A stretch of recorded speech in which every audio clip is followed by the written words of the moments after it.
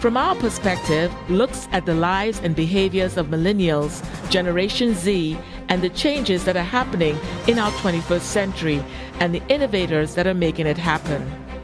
We will explore trends, technology, music, fashion, social media, business, science, the arts, faith, and lifestyle. So come join us on Comcast, Verizon, and online.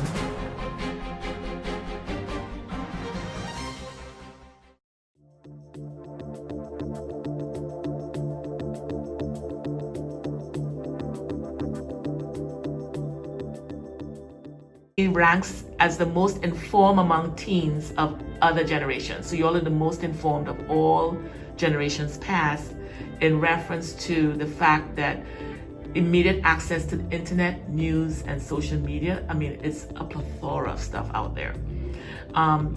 You also indicated as frequently watching large-scale social and political events unfold that may have affected change. Main ones are climate change, terrorism, activism. We're talking about the whole thing of border control, immigration, all of that stuff, right? And they said Gen-Zers, which are the change agents, often seek jobs that provide the opportunity to contribute, create, lead, and learn. So, how do you feel about that? I feel like why would anyone accept a job where they can't like learn or change or grow at any, like why, I don't know, I mean, let me not judge, but I think that like I love the opportunity to do those things. I feel like being very stagnant in life is like, it just feels like stopping, you know, it feels like one of those like cartoons where they wake up, they go to work, they go to sleep, right. They wake up, they go to work, they go to sleep. Like I would want the opportunity to learn and continue to grow. But I think with change, when it comes socially, I think we've had no choice but to adapt. Right. I don't think we've been given choice. Like it's just so many things have gone on in the years that we've been alive that we've had no choice but to just get with the program. Mm-hmm. Like, you know, we've had to make up for where there have been gaps or, you know, speak out for where there haven't been voices, because there's so many, I think a lot of times people from past generations or older generations, they have these same ideas and they have these same passions, and we're just kind of that generation who's like, well, we're not gonna wait for the next people. Like we're gonna either do it now or like never, like, you know, so it's just like we've had no choice. We've gone so far in just civilization that we're at this point where we can't keep ignoring the issues that are going on, and we have to speak out or say something and not expect our children to fix these issues, or expect, you know, 5 generations from now to fix these issues when we're living in it currently. So I definitely feel like, you know, when people say that like, yeah, we don't like to stand still, like, because like we've had to keep moving, we've had to keep adapting, we've had to keep growing and learning. And, you know, if COVID is not the biggest example of that, and kids coming out and still graduating from schools, living their lives, you know, growing on that, you know, like career ladder, because they've just had to keep going. And like, I don't think enough, not that we're expecting an applause, but I do applaud our generation for like, keep on going and like keep pushing, because like we're just on top of it when we need to be, you know. So yeah, and with that comes like a lot of resilience too. And I think like going back to the first point you made of like, why wouldn't you want to like make a difference in the world, but also why wouldn't you want to learn and all that, that's kind of just like emphasizes more on our mindset. Like I think our generation doesn't want to put time and effort into things that aren't going to impact and create change, because it just then feels like you're doing like nothing, like it's just not worth it kind of thing. And I think also I totally agree, it's because we kind of don't have an option. Like if we don't do something about climate change, we won't have a next generation. We won't have another Earth, you know. So it's kind of like, well, if we're not going to do anything about it, then what's going to happen to all of us? Who will, really? Yeah, who will? Because what are we waiting for? Like, just like, I think also like with like a lot of times when people talk about these issues, they're like, yeah, we expect you guys are next, like expect you guys to fix these problems. And like, I mean, how long have we been saying this for, really? Like, how many generations have heard that phrase that like, until we just gotta be like, all right, let's just get this done, or let's start really addressing this, because I don't want to look at my kid and be like, oh yeah, I expect you to protest for climate change and fix our issues. Like that's just not, that shouldn't be the responsibility of a generation. But I would hope that now that with the opportunity that we use our voices to create change and start a system. Yeah, I most definitely agree. Our generation has really taken it in matters into our own hands of fixing the mistakes of the generations that came before us, and making sure that we are conscious what we're leaving behind for our generations to come, like Alpha generation.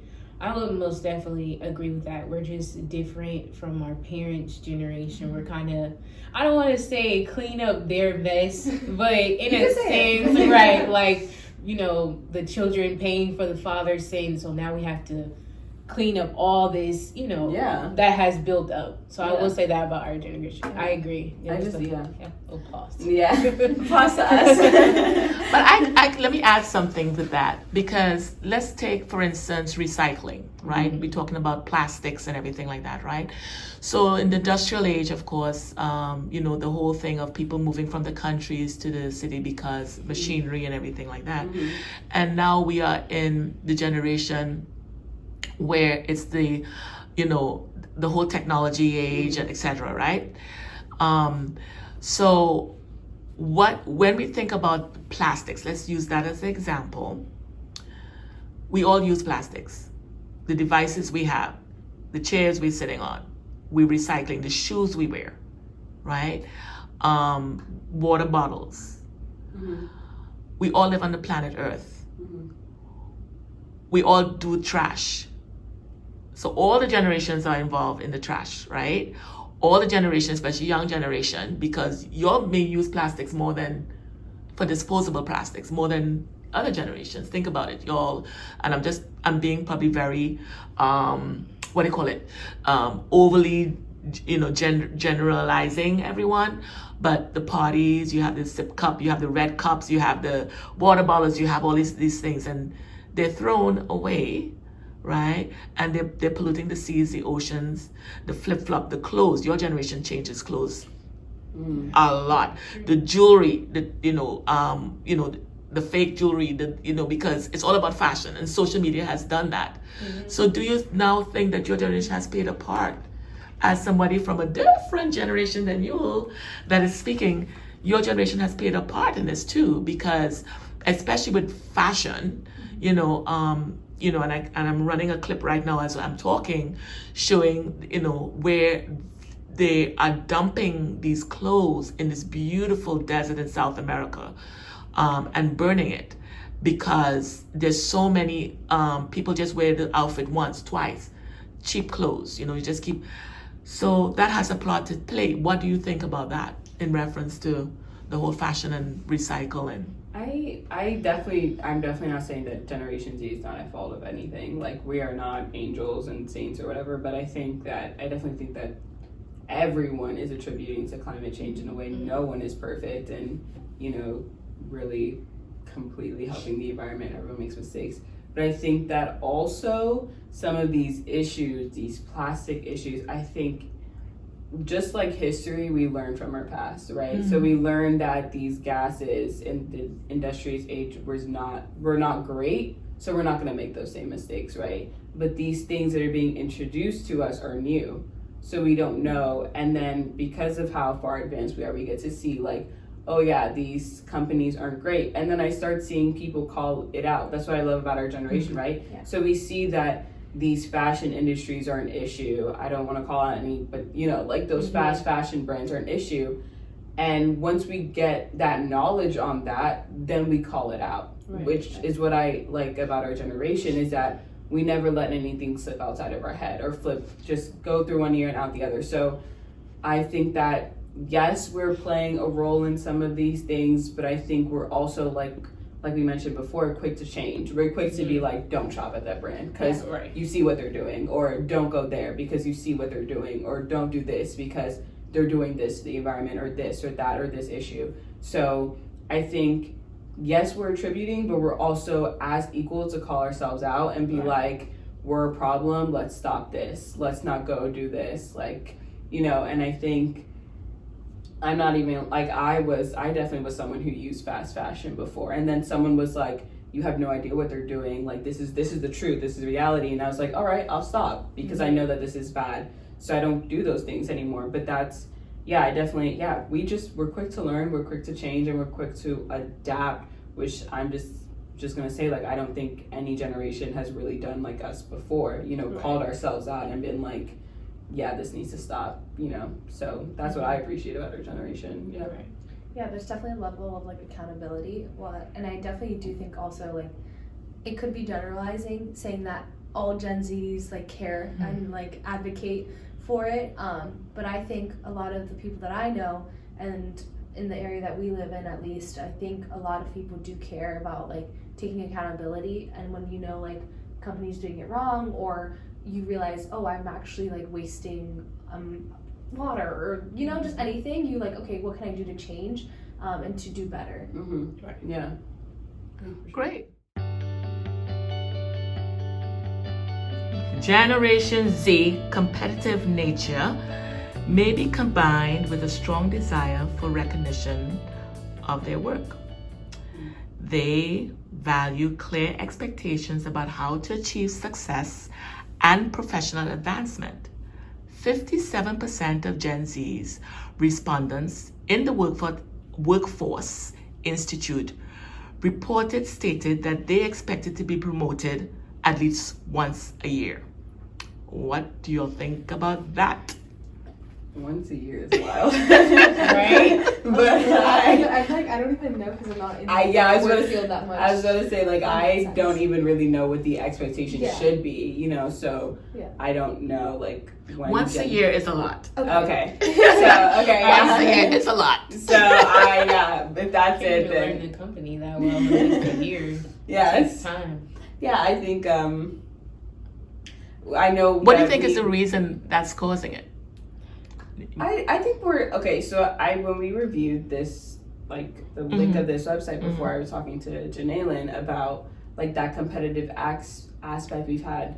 Like I said before, like it's just something that we've been thrown to do. Like I know at least in schools, in high school, and college, that competitive aspect to succeed, get a good grade, get a job, get a high paying job. Right. You know, like because the past generations we've been raised by, they already know how to get there. So they've trained us in a way that you have to compete, you have to be good, you have to be great. Like I remember like going through in high school and going through that college application process. My senior year, it felt like everybody was against me. Like I was competing with everyone to go to the universities I wanted to go to. It didn't even the way you are. Yeah, exactly. So like it's just like, it's like, I remember someone said during that application process, it's like, you're not competing with the entire country, you're competing with your school. So I just remember like, it's like, all these cutthroat environments, and just even in college to like succeed and be like pre-med or pre-law or pre-anything, like everyone's trying to go to law school and there's only a select amount of spots. So it's like, you make it or you don't, and I'm gonna bring you down if I have to. So it's like that competitiveness we've just, like there hasn't been an environment where we've been like, oh yeah, like take your time, learn, you know. So when it comes to coming to a company and expecting to get a promotion within a year, it's probably because like I've been doing the work. Like I deserve that promotion because I've been putting the hours, the time, the dedication. I've been competing with other employees to put me in a place where I can say that I deserve a promotion. Not necessarily that they do deserve a promotion within a year, but I just think when someone says that, I would hope it's because they have put in the time and the effort to say that I deserve a promotion, not just because they've been there, you know. But with that whole competitive aspect of our generation, then that's what I would link it to. Like if I were to say within a year that I deserve a promotion, it's because I put in the time and the effort, and you can't compare any employee to me because I've done above and beyond. So where that in 1 year.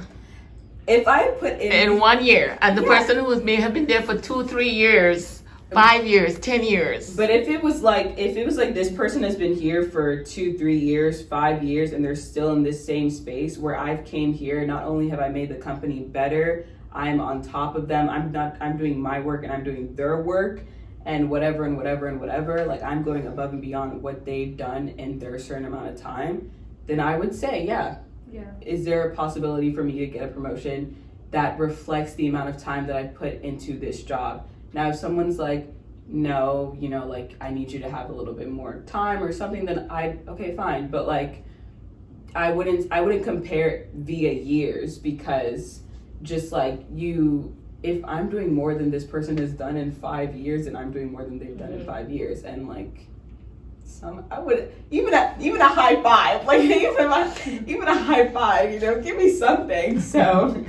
And I think from a person speaking from a generation away from you guys, I think what the workplace is showing for the older individuals is that, one, they were not in that space of technology as it is now.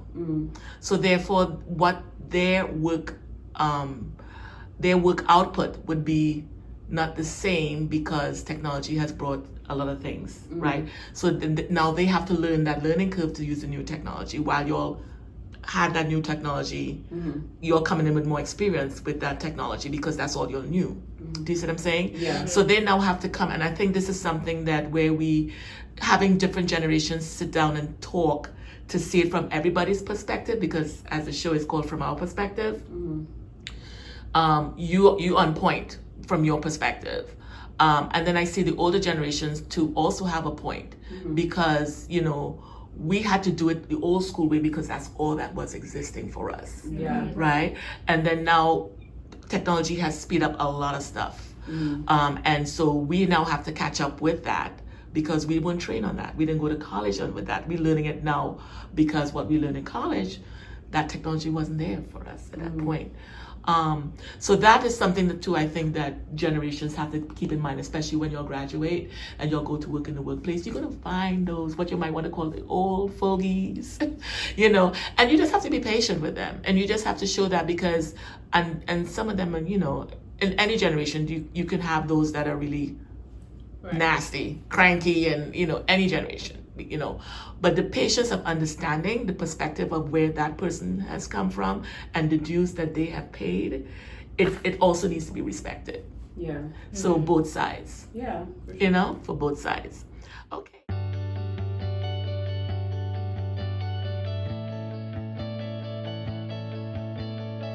Why? If you had the power to do or to make change in the world, and you had the power, resources, you know, the law was on your side, you had the power to do it. That's such a loaded question. What would you change in the world, and why? Just pick something that probably you're passionate. What would you change? Oh my gosh. What I think I would have given the world, because I think less is more. So I think less technology would actually have done us a lot better. Not saying that we don't need it and that it does advance us as a whole society and the human race, but I just think less of it, or monitoring the way we're sending the message and how much we're giving, like the way it's affecting the generations that come after us. And also, I just think, you know, some things are going to be lost because of AI. Some practices, some forms of art are gonna just fade away with time. So I would say my answer is probably less is more in regards to technology. Yeah. I feel like more of like a social answer. Like, I just wish that like everyone would have an equal playing field. Which is like, I don't know, I just feel like that's literally like impossible in the world that we live in. But I feel like I wish in a perfect world everyone had the same opportunities, everyone had the same like options, and everyone could just choose what to do with their life, how they want to live their life, without like having these stressors of like just surviving. That'd be nice. That'd be nice, you know? Maybe no inequalities. Yeah. I think, I don't know, I think this would never be possible, but I think if I could do something, if I could snap my fingers and this would change, I think I'd just make it so people were not only a little bit more open to perspectives and differences. I think I'd make it like so that I think like just if people were open, like if I could snap my fingers and suddenly everyone was open to understand, learn, and take the time to recognize not only their perspective and their opinions and experiences, but also other people's. Yeah. I think that'd make a huge difference in the world. I think sometimes people are down to listen, but they're not down to like really listen and take the time to care. Yeah, and understand. So I think if there was a way to like change everyone's brains and make it so that, you know, you listen to people's issue and you take the time to listen and understand, then I think that would maybe not erase every problem in our past, but definitely help it so we can diminish the problems going into our future, and just, you know, take the time to learn and grow from one another. I think the beauty of humans is that we're just an evolving race and creatures and just a group of people. So I think that if we were more willing to collaborate with one another and be open-minded and willing to change and learn and understand one another's perspective, that a lot of things could be done in this world and a lot of differences can be made. You know, I don't think we can ever erase the things of the past, but I think that there's always opportunity to grow and learn and change, and there's just something right now in the world that people aren't willing to do those things, you know. So yeah, if I could snap my fingers, That'd be nice. So going back to what Janelian said, with equity, if everyone had equity, even playing field, do you believe that everyone then has the potential to become skilled? If everything were equal, do you believe that everyone has the potential to become skilled? If not, why? And this is for everyone, but just think about it. Because if you said it's all even and everything like that, do you believe that everyone then will have the ability to become skilled, to be competent, to be a profitable contributor to society, if we all had that equal playing field, as we're saying?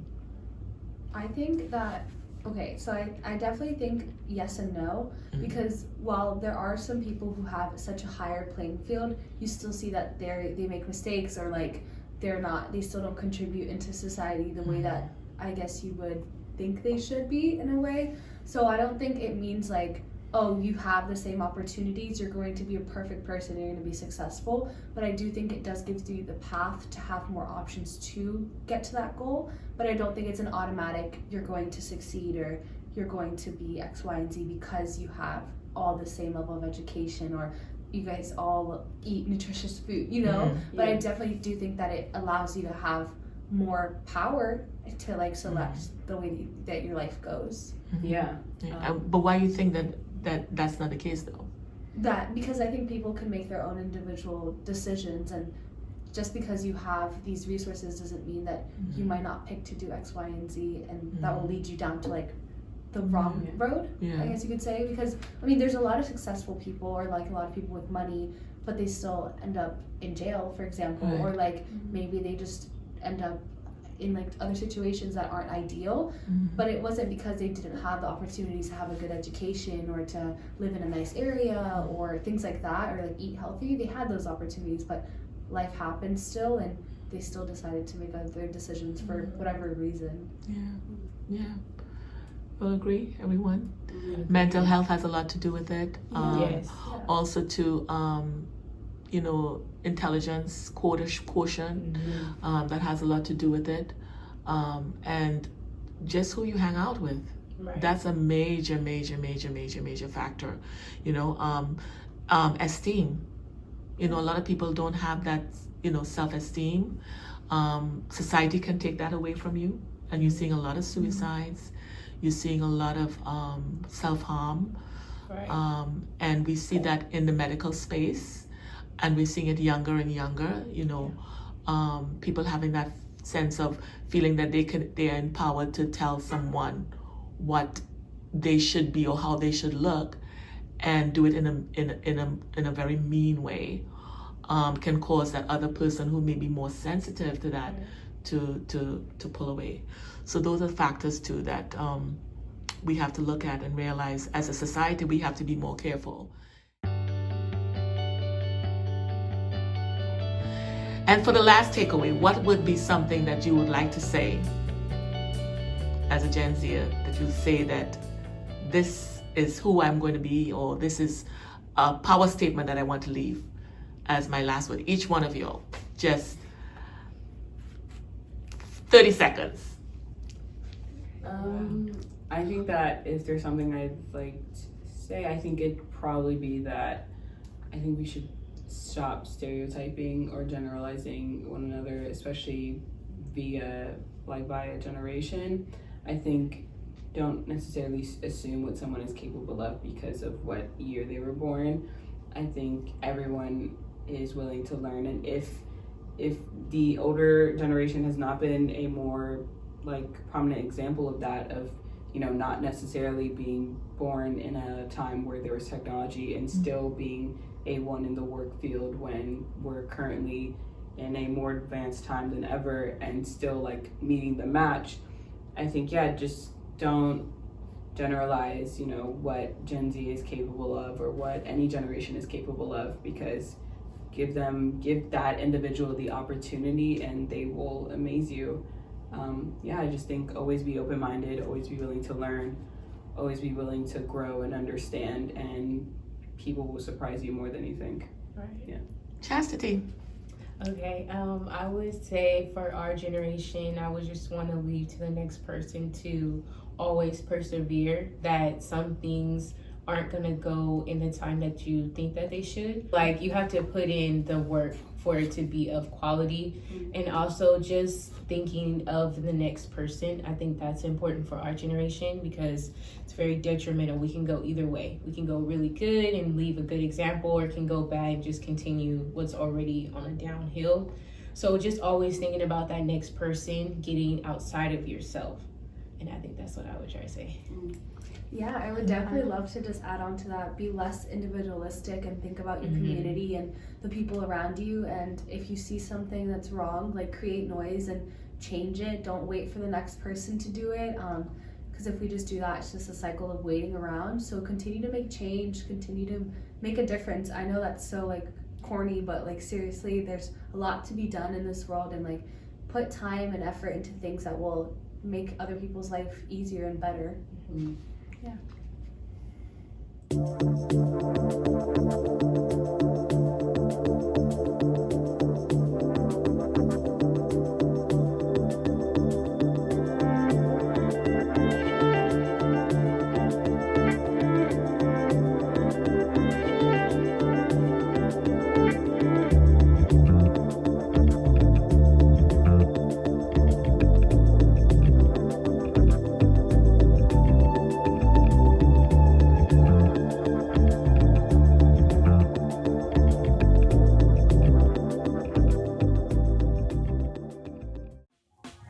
Last week, Brandon met a girl on a dating app.